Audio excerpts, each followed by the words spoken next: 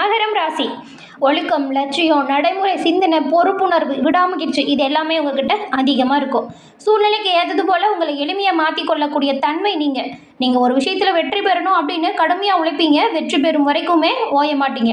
இப்படி இருக்கக்கூடிய உங்களுக்கு அடுத்து வரக்கூடிய 11 நாட்கள் கிரக அமைப்புகள் என்ன மாதிரி உருவாகி இருக்கு அப்படிங்கிறதையும், இந்த அமைப்பால் என்ன மாதிரியான விளைவுகளை நீங்கள் பெற போகிறீங்க அப்படிங்கிறதையும் தான் உங்களுக்காக இந்த பதிவில் நாங்கள் சொல்லியிருக்கோம். இந்த பதிவு மகர ராசி அன்பர்களை பொறுத்த வரைக்கும் பயனுள்ள பதிவாக இருக்கும். அதனால் ஸ்கிப் பண்ணாமல் முழுமையாக பாருங்கள். மகர ராசி அன்பர்களுக்கு கிரக நிலைகள் எப்படி இருக்குது அப்படிங்கிறதையும், இதனால் ஏற்படக்கூடிய மாற்றங்கள் என்ன மாதிரியான தாக்கத்தை உங்களுக்கு கொடுக்க போகுது அப்படிங்கிறதையும் இந்த பதிவில் நாம் இப்போ பார்க்க போகிறோம். மகர ராசி இதில் பாருங்கள், உத்திராடம் 2, 3, 4 பாதங்களும், திருவோணம், அவிட்டம் 1, 2 பாதங்களும் இருக்குது. இந்த 3 நட்சத்திரக்காரங்களுமே சனி பகவானை ராசி அதிபதியாக கொண்டவங்க. நீங்கள் உங்களோட வாழ்க்கையில் அனைத்து வகையிலுமே ஏற்றத்தையும் நல்ல மாற்றத்தையும் கொண்டு வரணும் அப்படின்னு நினச்சிங்கன்னா, சனிக்கிழமையில் நீங்கள் சிவபெருமான் வழிபாடை செய்வதால் நல்ல ஒரு உயர்வுகளையும் மேன்மையும் பெற முடியும். உங்களுக்கு சிவபெருமான் பிடிக்கும் அப்படின்னா தென்னாடுடைய சிவனே போற்றி அப்படிங்கிற மந்திரத்தை மறக்காமல் 3 முறை பதிவிடவும் செய்யுங்க. அப்படி செய்யும்போது கூட உங்கள் ஆள் மனதில் ஒரு பிரார்த்தனையை நினச்சிட்டு செய்யுங்க. அந்த விஷயம் விரைவில் நடக்கும். நன்மை உங்களை வெகு விரைவில் வந்தடையும். இந்த மகர ராசி என்பர்கள் உங்கள் சுய ஜாதக கணிப்பை எளிய முறையில் தெரிஞ்சுக்க விரும்புனா டிஸ்கிரிப்ஷனில் ஜோதிடரோட நம்பர் கொடுத்துருக்கோம். அந்த நம்பருக்கு நீங்கள் ஃபோன் பண்ணியே ஜாதக கணிப்பை எளிய முறையில் தெரிஞ்சுக்கலாம். இப்போ பாருங்க, இந்த வருடம் முடிஞ்சு அடுத்த வருடம் தொடங்க இருக்கக்கூடிய நிலையில் உங்கள் ஜாதகத்தில் கிரக அமைப்புகள் எப்படி இருக்குது அப்படிங்கிறது தெரிஞ்சுக்கிட்டு அதற்கேற்றது போல் உங்களோட வாழ்க்கையில் நீங்கள் நடைமுறைப்படுத்தணும் அப்படின்னு நினச்சா அதுக்கு உங்கள் ஜாதக கணிப்பு ரொம்பவுமே அவசியமாக தேவைப்படுது.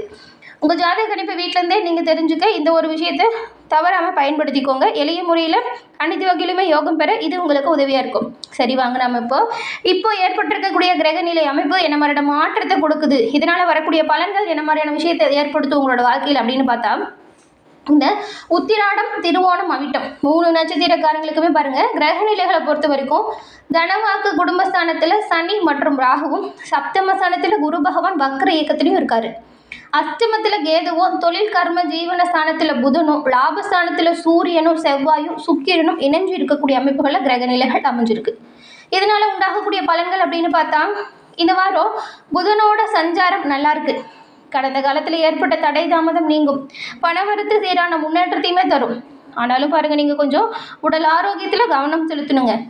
நீண்ட தூர பயணம் மூலம் நல்ல ஒரு லாபமுமே வந்து சேரும். எதிர்பார்த்த உதவிகள் உங்களுக்கு தக்க சமயத்தில் கிடைக்கும். தொழில் வியாபாரத்தில் தடங்கல்கள் அவ்வப்போது வந்தாலுமே அதை துணிச்சலாக எதிர்கொண்டால் அந்த தடங்களை உடைத்தெறியக்கூடிய ஆற்றலுமே உங்களுக்கு இப்போ இருக்குது. தைரியமாக நீங்கள் அந்த ஒரு விஷயத்தையும் செய்யுங்க, நன்மையை பெறுவீங்க. அதே போல் புதிய வாடிக்கையாளர்கள் நிறைய உங்களுக்கு இப்போ வருவாங்க. உத்தியோகத்தில் இருக்கிறவங்க நீங்கள் நினச்ச விஷயத்தை எல்லாமே சாதிக்கக்கூடிய அமைப்பு இப்போ உருவாகியிருக்கு. புது உத்வேகம் நல்ல ஒரு வளர்ச்சியை கொடுக்கும். எந்த அளவுக்கு உயர்வு காணணும் அப்படின்னு நினைக்கிறீங்களோ அந்த அளவுக்கு முயற்சி செய்யணும். முயற்சி செய்கிற அனைத்து விஷயத்திலுமே வெற்றி வாய்ப்பு உங்களுக்கு வரும். அதுவும் ஒரு சிலருக்கெல்லாம் பாருங்களேன், புதிய பதவி உயர்வோ அல்லது புதிய பொறுப்போ உங்களோட சிறப்பான பணிகளுக்கு கிடைப்பதற்கு நிறையவே வாய்ப்பு இருக்குது. குடும்பத்தில் விருந்தினர் வருகை இருக்கும். வீட்டுக்கு தேவையான பொருட்களை வாங்கி மகிழ்ச்சி அடைவீங்க. திருமண முயற்சிகள் சாதகமான பலனை உங்களுக்கு கொடுக்கும். மேலும் குடும்பத்தில் இருந்த சண்டை சச்சரவுகள் நீங்கி ஒரு சந்தோஷமான நிலை வரும். பெண்களை பொறுத்த வரைக்கும் உங்களோட பொருட்களை ரொம்பவுமே பாதுகாப்பாக கவனமாக வச்சுக்கோங்க.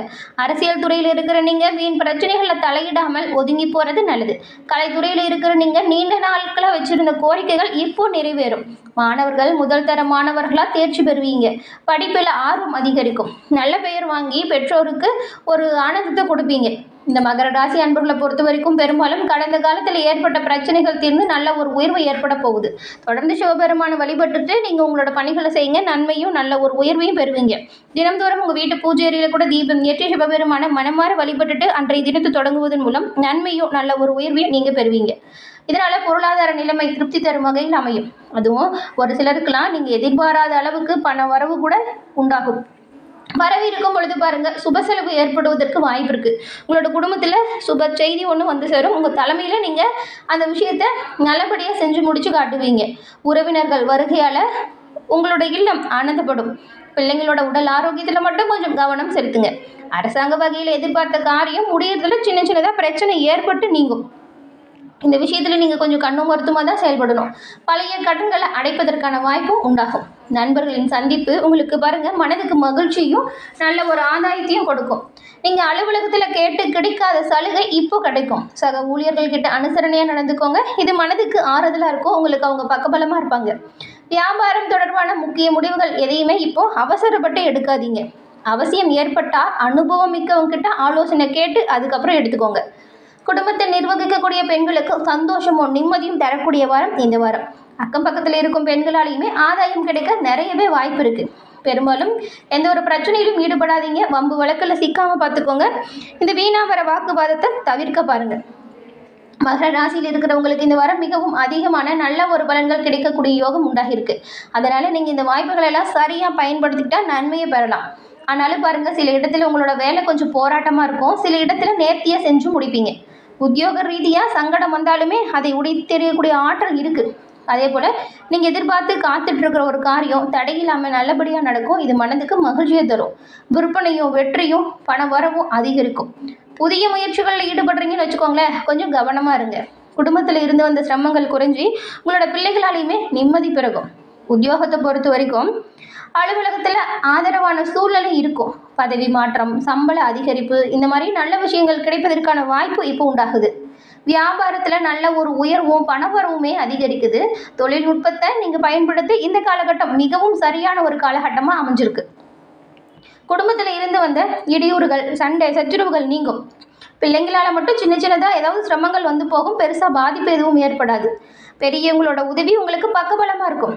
குடும்பத்துக்காக பொருள் வரவை அதிகரிக்கிறதுல கொஞ்சம் கவனம் செலுத்துங்க. கலைத்துறையில் இருக்கிற நீங்கள் வெற்றியும் சிறப்பும் அடையக்கூடிய யோகம் இப்போ பிறந்திருக்கு. வரக்கூடிய வாய்ப்புகளை சரியாக பயன்படுத்திக்கோங்க. சிறப்பான உயர்வை நீங்கள் பெறலாம். அதுவும் புதிய முதலீடுகளை நீங்கள் தைரியமாக செய்யலாம். ஆனால் அனுபவமிக்க உங்களோட ஆலோசனை பயிரில் செஞ்சால் நல்ல ஒரு லாபத்தை நீங்கள் பெறலாம். சந்திர பகவானோட இடப்பெயர்ச்சி அப்படிங்கிறது இன்பம் துன்பம், இது ரெண்டையுமே கலந்த ஒரு பலனை தான் தருது. குரு 7ஆம் இடத்துல இருக்கிறதுனால திருமணம் சம்மந்தப்பட்ட சுப நிகழ்ச்சிகளுக்கு உங்கள் தலைமையில் ஏற்பாடு நடக்கும். எந்த விஷயத்தில் எச்சரிக்கையாக இருக்கணும் அப்படின்னு பார்த்தா, கொடுக்கல் வாங்கல ரொம்பவுமே எச்சரிக்கையாக இருக்கணும். புதிய முதலீடுகளில் நிதானத்தை கடைபிடிக்கிறோம். இந்த வாரம் மகர ராசி அன்பர்கள் உங்கள் தொழில், உத்தியோகம், வியாபாரம், குடும்பம் இதோட உயர்வுக்காக பாடுபடணும். பண விஷயத்தில் ரொம்பவுமே எச்சரிக்கையாக இருக்கணும். பெரியவங்களோட ஆதரவு உங்களுக்கு தொழில் மற்றும் வியாபாரத்தில் நல்ல ஒரு ஆதரவாக அமையும்.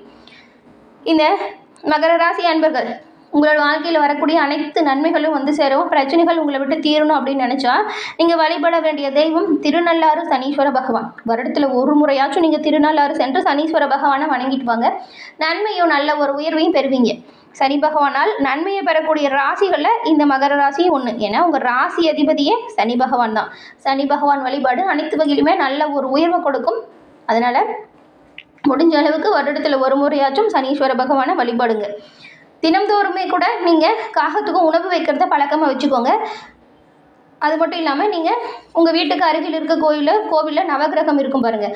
அதில் சனிக்கிழமையில் நீங்கள் சனி பகவானுக்கு நல்லெண்ணெய் தீபமேற்று வழிபடுவதாலையுமே நன்மைகளை பெற முடியும். சனீஸ்வரனை நீங்கள் வழிபடுவதால் சங்கடங்கள் நீங்கும், நன்மை வந்து சேரும். பெரும்பாலும் சனீஸ்வரன் உங்களுக்கு நல்ல அமைப்பை உருவாக்குவார். இந்த மகர ராசியில் இருக்கக்கூடிய உத்திராடம் 2, 3, 4ஆம் பாதம் உங்களுக்கு பாருங்கள்.